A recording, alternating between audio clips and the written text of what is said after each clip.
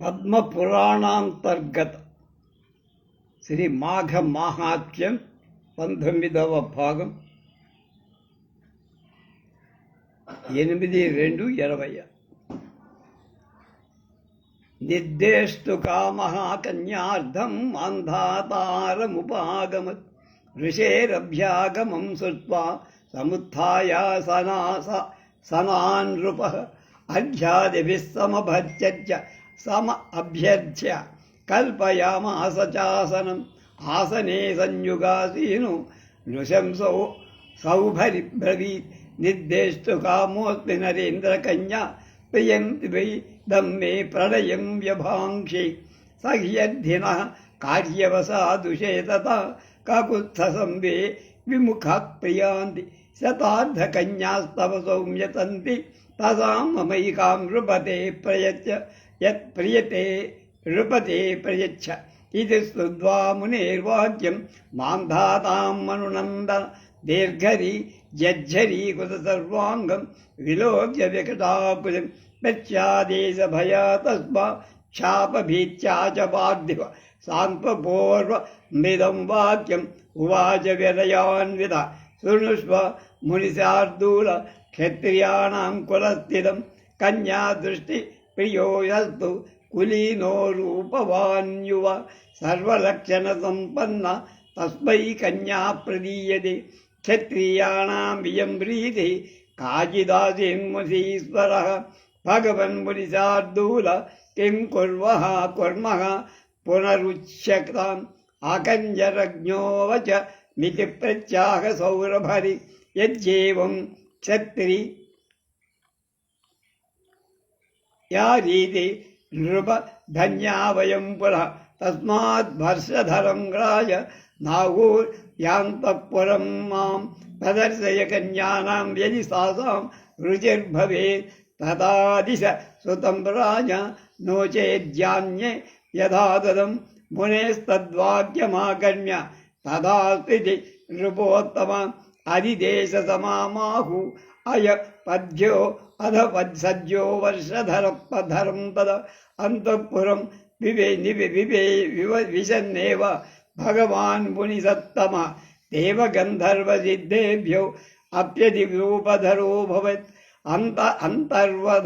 అంతర్వర్షధరో విప్రం వినాయ నృపశాసన తాసాం ప్రదర్శయామాస మునీంద్రం మదనోపమం భవతీం నాం పితా ప్రాహ యమం యావృణుతే పతిం తస్మై తాం ప్రదదామీతి తాహ ప్రతిప్రాహ కంచుకి శ్రుత్వా కంచుకినో వాక్యం తంచ దృష్ట్వా మనోహరం సామ రాగాస్తద కన్యా పరివార్యతమబ్రవన్ అహం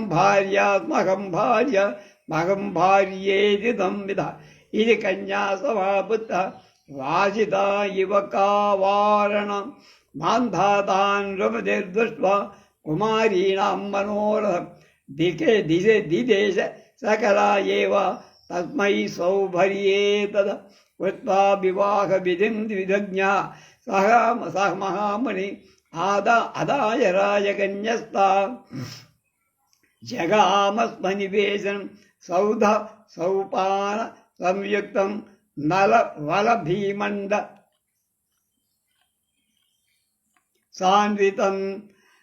పదికం స్తంభ సంయుక్తం చంద్రశాలాం వివాజితం దాసీనా సమాయుక్తం హేమ ప్రాకార సంయుతం విచిద్వారకక్షాఢ్యం రత్నవాతాయనోజ్వలం రత్నతోరణ సువర్ణ పతాకాభిస్సముజ్వలం పృథక్ పృథక్ సంపాదం హర్మ్య ప్రాకార సంకులం ధనధాన్య సమృద్ధం చ సర్వోపకరణాన్వితం కారయామాస సర్వాసం ప్రత్యేకం భవనోత్తమ విశ్వకర్మాణమాహూహయ సౌభరిశిల్పి నాం బలం గృహేషు తేషు కాకన్యా వ్యాధిష్టా పరమర్షిణ సుఖమూషు సురస్త్రీవా సర్వసంపత్సమండిత ఏకదా దుహిత స్నేహ త్వమా స్పృష్టమనాతృప సౌభరేశ్చ జయామాతు ఆశ్రమం ప్రాపదశ్రమ సౌవర్ణశాలా పురదం సుమాలం ప్రసాదమారంభగుగేమసార అలోలమాలామలాం విలోక్య నృపో భవ విస్మితచిత్తవృత్తి అదైకభవనం రాజ ప్రవిశ్యాపశ్యదాత్మజం సా సంభ్రమేణ వితరణం సమాలింగ సనాహ తచ్నేహత్త మువాచేది సుఖేన స్థీయతే క్విము ఉత తే ఉత స్నేహ తే భర్తా కిం మాం పరమాదరం ఇది పృష్టా సుతా తేన పితరం పునరభృష్టానం బుధశయ్యాయ వస్త్రాణ్యాభరణాని తిరాజ్యధాన్యలవణ దధిక్షీరమధూని చ ధనాని మూలద్రవ్యాని ఫలమూలాని ఛేందనం రసాయనాని సర్వాణి భోజ్యా వివిధ విధాని చ సర్వా చ సంపదః సంతి మద్గా గార్హస్య సమం నై ఇదమేదం మహద్దుఃఖం వక్ష్యామి శృణు మే వ్యతః మయ్యేవ స్నేహవాన్ భర్త విహాయాన్యా సహోదరి అత్రైవ నియతం భుంక్తే నిషేధైస్తైవ నిశాసుజ ఇదమేకం మహద్దుఃఖం అన్యత్కించిన విద్యతే ఇత్యుక్తో నృపతి పుత్ర్యా ద్వితీయం భవనం గత ఏవం సమస్తభవన్ ప్రాప్య మహీపతి సుతాభిరిత్యుక్త సంతోషం పరమం యయౌ ఆశ్చర్యమేతదాలోక్య విస్మయోత్ఫుల్లలోచ ఉవాచ సౌభరిం రాజ దృష్టోజ్య మహిమా తవ అదృష్టపూర్వా కుత్రాపి సిద్ధభావోయమద్భుత తవసత్వం ముని శార్దూలా తత్పుత్రీభిశ్చ సంతతం ఇది సంతోష విప్రేంద్ర జగామ స్వపరం వధ నృప అద కాలేన తాకన్యా ప్రత్యేకం తనయత్రం లేభిరే ముని శార్దూలాత్ జ్వలత్పావక తేజం ఏవం పుత్రాచ పౌత్రాచ సప్తా నప్తారో సహులోకః ఏవం సహస్ర సంతాన సౌభరిర్ముని సత్తమః సంసార సౌఖ్య సుభ్యక్తౌ చిరకాలం నిజాశ్రమే ఏవం ద్వాదశ మాఘ వై జలమగ్నేన తిష్టత కృత సౌభరికణారాజన్ ఏవం స్యాన్మఘ వైభవాన్ ఏవం వ్యాజ్యేన సిద్ధ్యంతి మాఘాః పుణ్యవతా నృణాం సౌభరే హృదమాఖ్యానం ఏ శృణ్వంతి నరోత్తమా తేషాం న సంతతిచ్ఛేద్యో భవితా నాత్ర సంశయః శ్రీపాద్మే పురాణే మాఘమాసాత్మ్యే సౌభరిచరితన్నామ చతుర్దశోధ్యాయః 14 అధ్యాయాలు అయ్యాయి.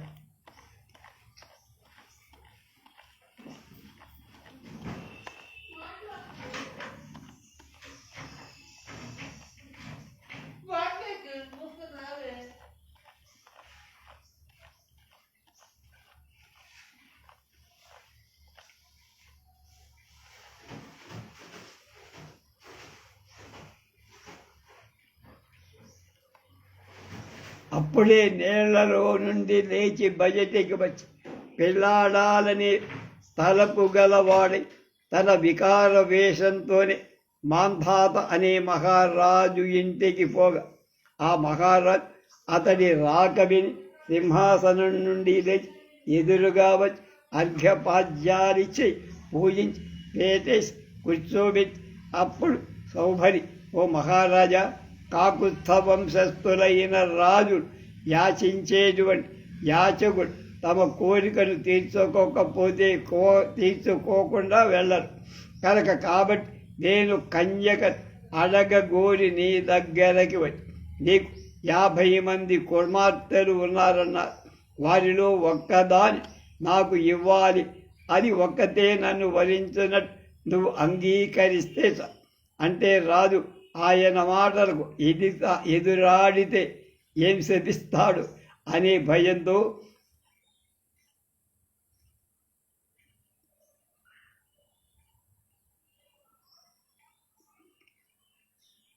అన్ని అవయవాలతో దేహం వణుకుతుండగా సౌభరిని చూసి చాలా వినయంతో,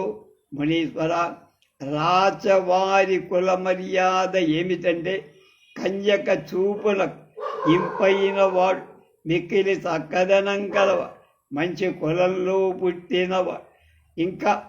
గల శుభ లక్షణాలన్నీ కలవాడై వరుడికే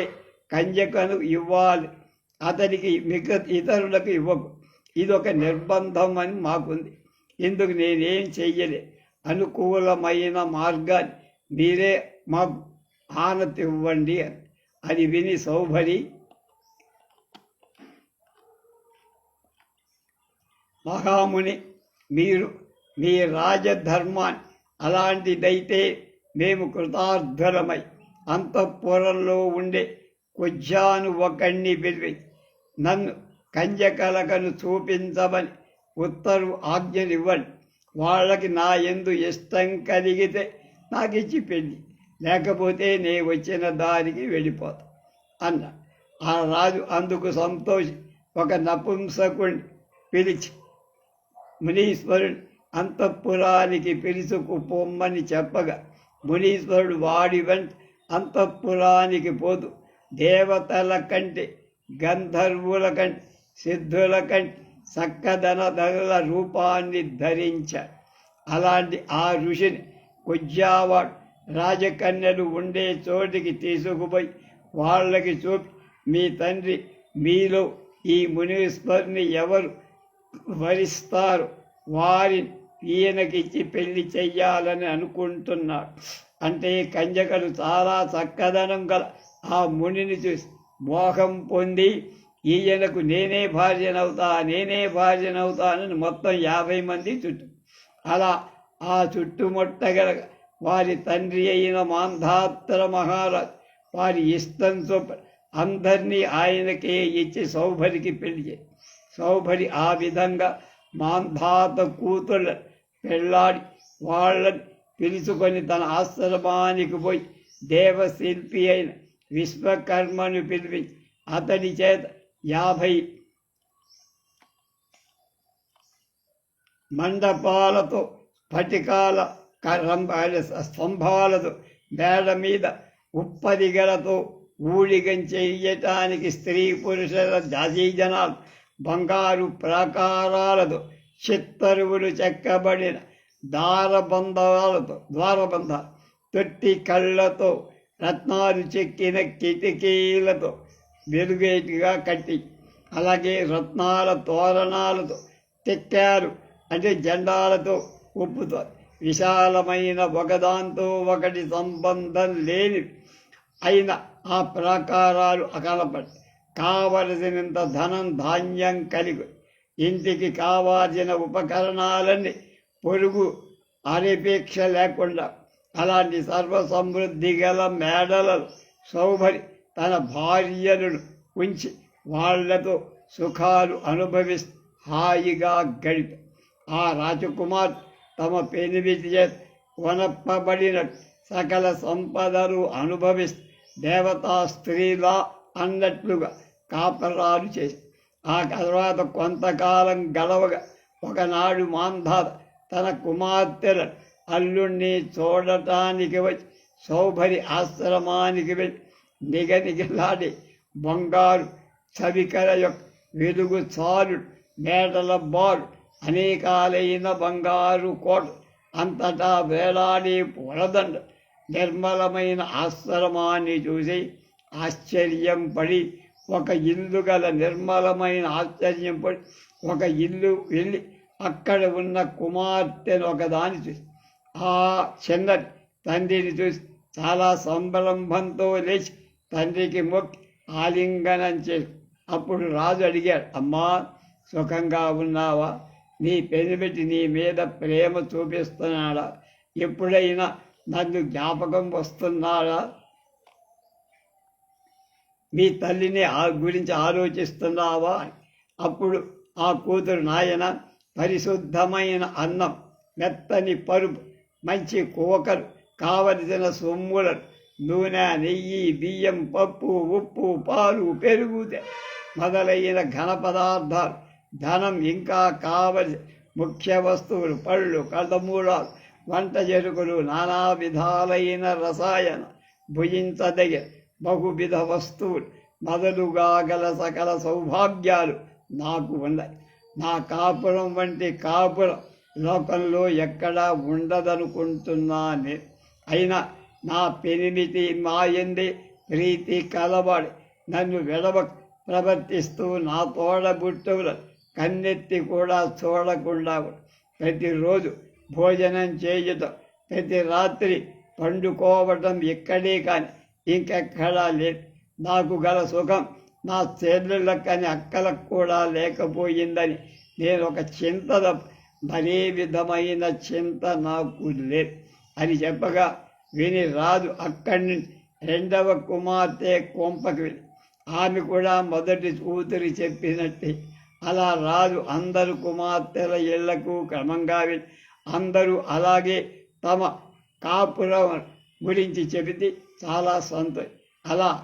ఆ అపూర్వమైన వింతలు చూసి అందువల్ల సంతోషం చేసి తేటపారిన చూపులు కలిగినటువంటి వాడవుతూ తన అల్లుడైన సౌభరి మహాముని చూసి, మహాత్మా, నీ మహిమ ఏమిటో నాకు తెలిసిందయ్యా. ఇటువంటి వింతలు ఇంతకు ముందు నేను ఎక్కడా చూసేయను. నా కుమార్తెలతో నువ్వు ఎప్పుడు ఇలాగే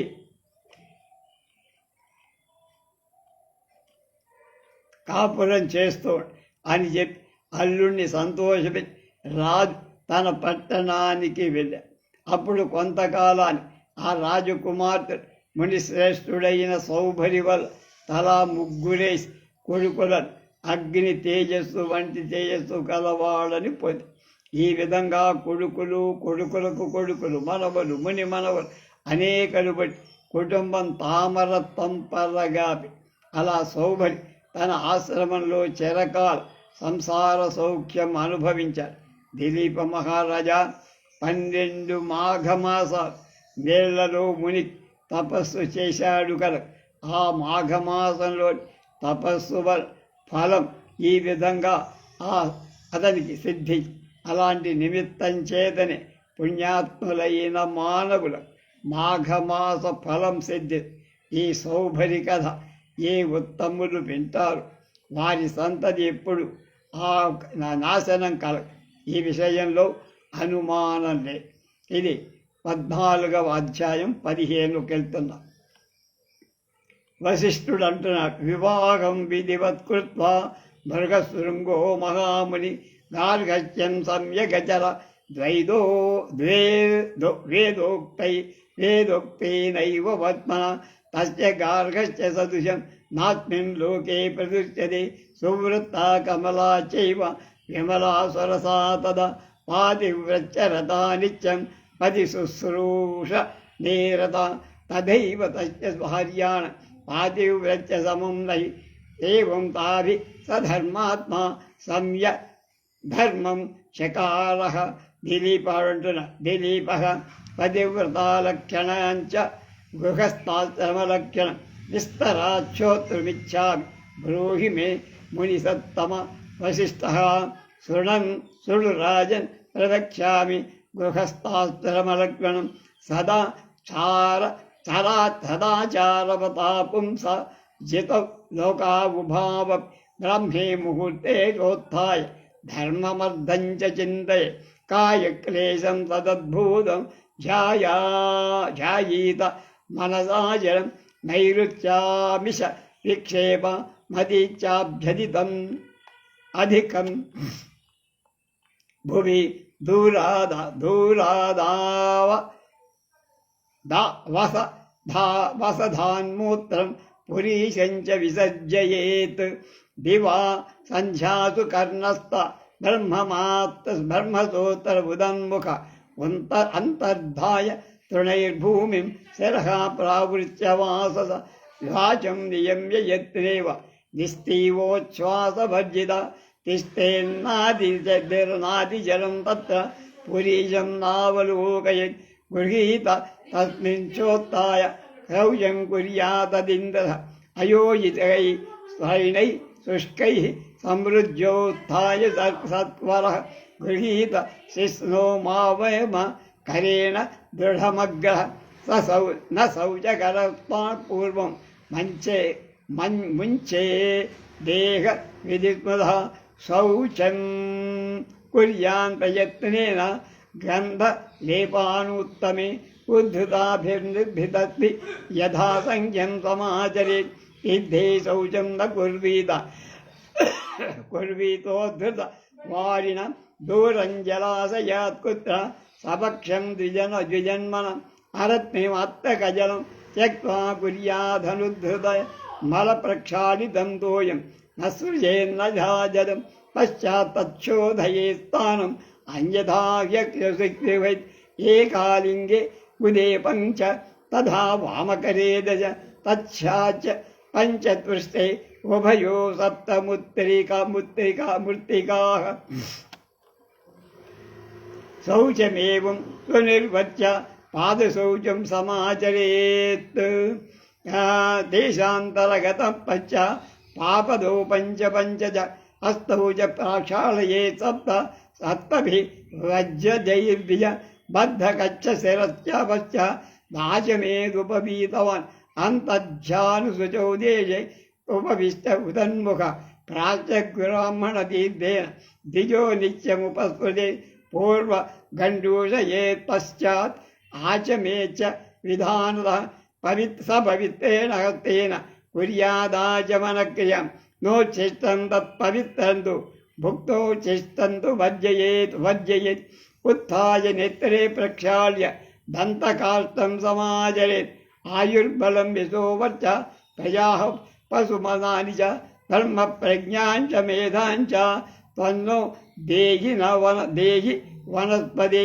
ఇది మంత్రం సముచ్చార్య పశ్చాద్దాచమనంతరేత్ ఆచమ్యైవం తతః పశ్చాత్ దంతధావనమాచరేత్ ఉపవిష్ట శుచౌ దేశే ప్రాణ్ముఖో ఉన్ముఖో దంతకాష్టం శాస్త్రసిద్ధం గృహీత్వా మంత్రపూర్వక్ ఆప్యాయత్వేతి మంత్రేణ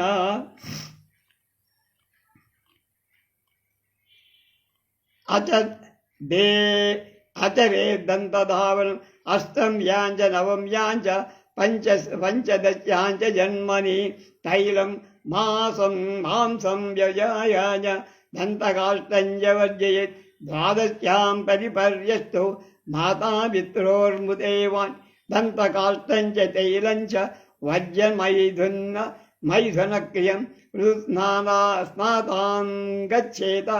మాతాపిత్రోర్మృగేదై ద్వాదశ్యాం చతుర్దశ్యాం ఋతుగామి సదోషభాం కంటక క్షీర ప్రవృద్ధోస్తం ద్వాదశాంగుళమప్రణం కనిష్టాంగుస్తవత్ స్థూలం పూర్వార్ధకృతమార్చ్యకూర్చక శుచి ద్వాదశకండూషై నిషిద్ధ దివవేనేనుష తృణ పర్ణైస్తదా కుర్యాత్ భోజనే భక్ష్యభక్షణే ఆచమ్య ప్రయతసమ్య ప్రాతః స్నానం సమాచరేత్ పవమానానుకామేన తథా ధ్రువదాదిన అన్యైర లింగమంత్రైశ్చ ప్రోక్షస్నాయాదనంతరం స్నాత్వా తీరం సమాసాద్య స్థిత్వా చమ్య విధానత స్థిత్వా పునః పూర్వముఖం ఉత్తరశోధ వాగ్యుయ పాదాదౌ యుగ్మత కృత్వా పూరయే దదు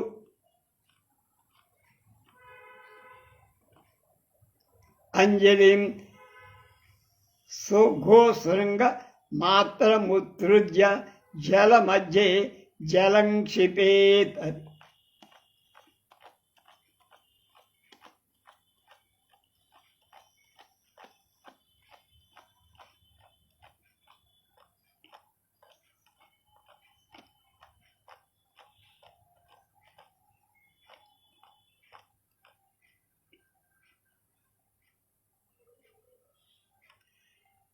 దిలీప మహారాజు అడుగుతున్నా బళీశ్వర గృహస్థాశ్రమ లక్షణ పతివ్రత లక్షణ సవిస్తరంగా వినాలని ఉంది కోరిక చెప్పండి. వశిష్ఠ రాజా, మంచి నడవడిక గల మనుష్యుడి ఇహపర లోకాలు రెండు గెలవబడతాయి కనుక ఆ మంచి నడవడి ఆధారమైన గృహస్థాశ్రమ యొక్క ధర్మాలు చెబుతా విను. గృహస్థుడనేవాడు తెల్లార్జామున లేచి ధర్మాన్ని అర్థాన్ని విచారి వాటి వలన దేహశ్రమాన్ని తన మనసులో దీర్ఘంగా ఆలోచి తర్వాత గ్రామానికి నైరుదిక్కుకు వెళ్ళి 6 బయట అమ్ము వేటు దూరా కంటే అవతల పోయి తన ఇంటికి దూరంగా మూత్రపురీషాలు వద ఆ మూత్రపురీషాలు విడిచేటప్పుడు తెల్లవారి కాని సంధ్యవేళ కాని యజ్ఞోపవీతాన్ని చెవికి చుట్టి ఉత్తరపు మొగంపై తలను వస్త్రం చేత కప్పుకొని గడ్డి చేత ఆవరింపబడిన భూమిలో కూర్చొని మాటలాడక ఊపిరి వెడవ కాశీయం ఉమ్మకు విశేషకాలం కూర్చోక మలమూత్రాలు విడిచి ఆ మలాన్ని చూడకుండా పురుష చిహ్నాన్ని చేత అవలంబి లేచి ఎక్కడికదో కౌచం చేసుకు ఆ శౌచం చేసేటప్పుడు మొదట యజ్ఞకార్యం మొదలైన వాటిని ఉపయోగించని ఎండిన గడ్డి పోతల చేత ముడ్డి తుడుచుకొని ఎడమ చేత పురుష చిహ్నాన్ని అవలంబించి దుర్గంధమంతా బుద్ధిగా పోయే మట్టితో జలంతో లెక్క చొప్పున ప్రక్షాళనం చేసుకో ఆ ప్రక్షాళనం నదులలో కొలకులలో రేవులలో దిగి చెయ్యకు అందులో నీళ్లు బయటికి తెచ్చుకొని చెయ్య జల ప్రదేశంలో ఎక్కడా బ్రాహ్మణులకు ఎదుట చెయ్యకు జలానికి బయటకి తెచ్చుకొని పాత్ర లేకపోతే రేవుడికి కొంత ఎడంగా వెళ్ళి ఆ 3 లోతుగల ఉదకంలో ఆ ఉదకాన్ని జలాశయంలో కదియకుండా అది పరిశుద్ధం కాకుండా ఒకసారి లింగాన్ని 5 సార్లు గుదను 10 మాక్షులు ఎడమ చేతి వెనక భాగాన్ని 5 మార్లు మళ్ళా దాన్ని తుడుచుకోవాలి 7 మూరల మట్టి చేత కడుకొని మళ్ళా కాళ్ళు తర్వాత ఆ చోటు మరొక చోటికి పెట్టి 5 మార్లు కాళ్ళు మట్టి చేత శుద్ధి చేసుకొని అవతల 2 చేతులను మట్టి చేత 7 మార్లు పామి కడుకు అలా పరిశుద్ధుడైన బ్రాహ్మణుడు వస్త్రం చక్కగా కట్టుకొని జుట్టు విడిచి ముడేసుకొని జర్జాన్ని ఉపవీతంగా చేసుకొని ఆచమనం చేయి ఆ తర్వాత మోకాళ్ళ అందరికి అణుచుకొని ఉత్తరముఖంగా పరిశుద్ధమైన కోట కూర్చొని బ్రహ్మతీర్థంలో ఆచమనం చేయి ఆ ఆచమనం మొదట జలం పుక్కిలించి ఊసి తర్వాత చేయి అలా ఆచమనం చేసే చేత పవిత్రం వేసుకో ఆచమనం చేసి అయిన తర్వాత నీళ్ల చేత కళ్ళు తుడుచుకొని పళ్ళు తోముకొని పుల్లను ఆ చేత పట్టుకొని ఈ ఆయుర్బలం యశోవర్చ గజాహ పశువమాని చ బ్రహ్మ ప్రజ్ఞానంచ మేధాంచ తన్నో దేహి వనస్పతి ఓ వృక్షశాఖ నాకు ఆయుస్సు బలం యశస్సు తేజస్సు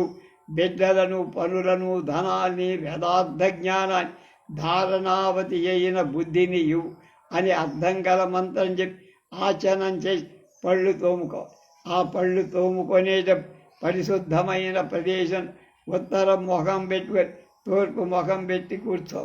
పళ్ళు తోము పుల్ల శాస్త్ర సిద్ధమైందిగా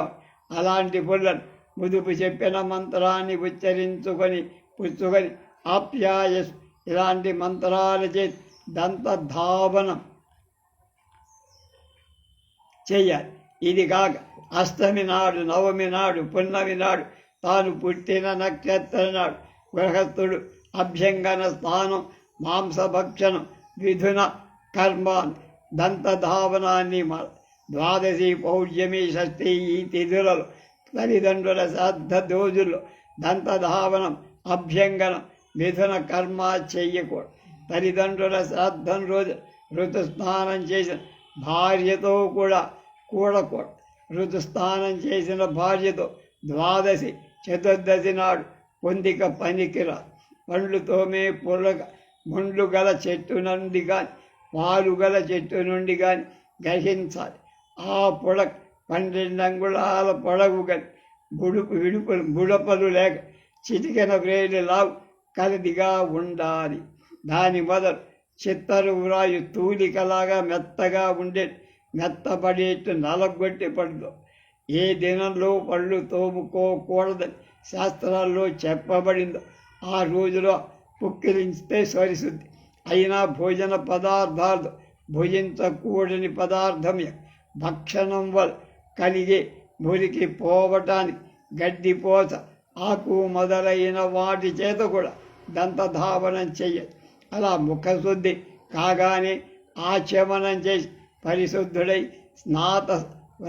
ప్రాతస్నానం చేయి. ఆ స్నానకాలంలో పవమాన సుభజ్జ అనే వాక్యం చేత ద్రుపదాదివ అనే మంత్రం చేత మరికొన్ని ఆ లింగాలు అనగా ఆపోహిస్తాని మంత్రాలు ఉదకం చల్లుకొని ఆ తర్వాత స్నానం చేసి గట్టి శాస్త్ర విధిగా ఆచమనం చేసి ఉత్తరాభిముఖంగా తూర్పు అయిన రెండు పాదాలు ఒకటిగా చేసుకొని నిలబడి దోసిల్లో నీళ్లు పడి గోశృంగ ప్రమాణంగా ఎత్తి కనుబొమ్మల పొడుగున పైకి నీళ్ల నడుమ